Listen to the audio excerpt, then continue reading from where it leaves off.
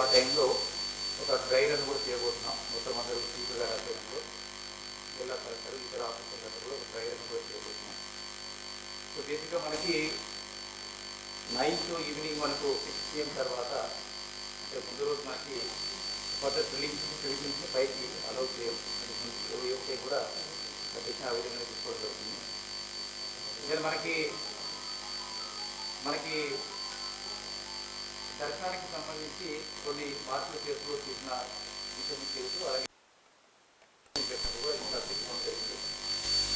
So ఇందులో మనకు మేజర్గా ఎంటర్ అయ్యే ముందే టికెట్ టేరింగ్ టీమ్స్ పెట్టడం జరిగింది. అలాగే స్కానర్లు కూడా పెట్టడం జరిగింది. అంటే సుమారుగా 10 స్కానర్లు ఏర్పాటు చేయడం జరిగింది. అలాగే టికెట్ టేరింగ్ టీమ్స్ అనేవి షిఫ్ట్ వరకు కూడా మనం ఏర్పాటు చేసుకోవడం జరిగింది. దెన్ మనకి దర్శన సమయాల్లో చూసుకుంటే యాజువల్గా మనకి ఫ్రీ కానీ 300 కానీ 1000 కానీ మనకు ఆల్మోస్ట్ మనకి 3:34 ఆ మధ్యలోనే మనకి స్టార్ట్ అయిపోతుందండి. సో ముందు ఏ విధంగా జరిగేదో అదే మోడల్లో వెళ్ళిపోతున్నాం. అయితే మనకు 1500 రూపీస్ టికెట్స్ అయితే ఉన్నాయో అది నీలాద్రి ద్వారం దగ్గర ఆగిపోతారు. వాళ్ళు కూడా స్టెప్ ప్యాటర్న్లో ఫస్ట్ స్టెప్ అక్కడ ఉంటారు కింద డౌన్ సైడ్.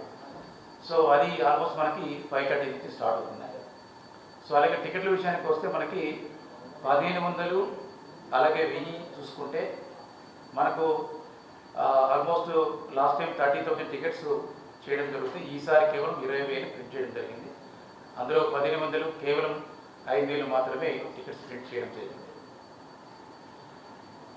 దెన్ మనకి ఎగ్జిట్ గేట్ దగ్గర మళ్ళీ ఏదన్నా రివర్స్ ఎంట్రీ లేకుండా అక్కడ కూడా మనకు ఎక్కడ చిన్న గ్యాప్ లేకుండా అక్కడ కూడా మనకి మెష్ పెట్టించి ఇంకొక వ్యక్తులు ఎవరు ఎంటర్ కాకుండా కూడా ఏర్పాట్లు చేయడం జరిగింది.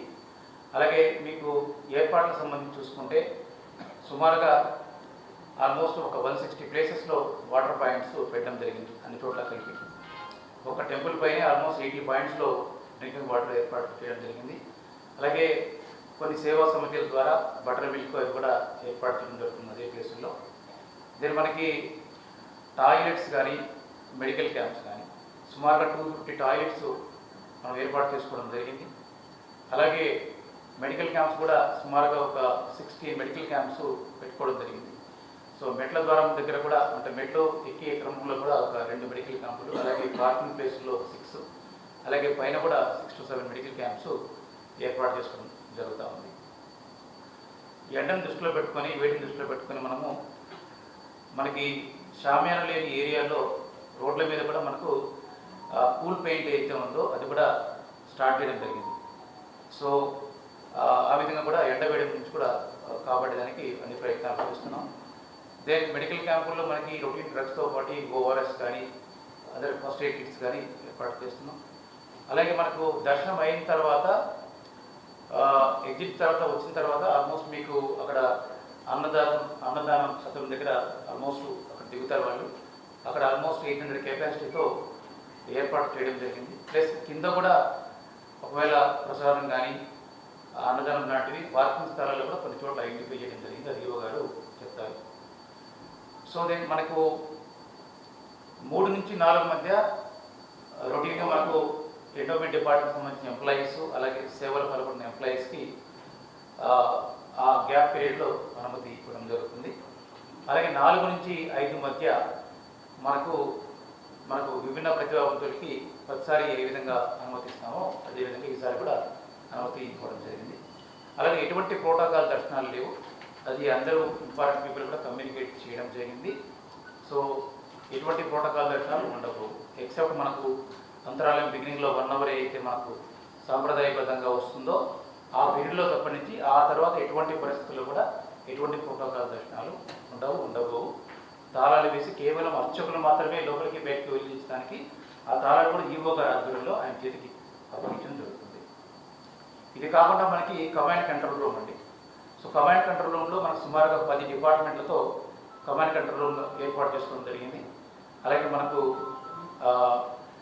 పార్కింగ్ ప్లేస్లో కానీ లేదంటే మెడికల్ క్యాంపులకు సంబంధించి కానీ వాటర్ పాయింట్ సంబంధించి కానీ శానిటేషన్ సంబంధించి కానీ ఆ రెస్పెక్టివ్ ఇన్ఛార్జ్ ఆఫీసర్స్ కూడా అక్కడ కూర్చో ఉంటారు. పైన ఉంటారు, కమాండ్ సెంటర్లో కూర్చోంటారు.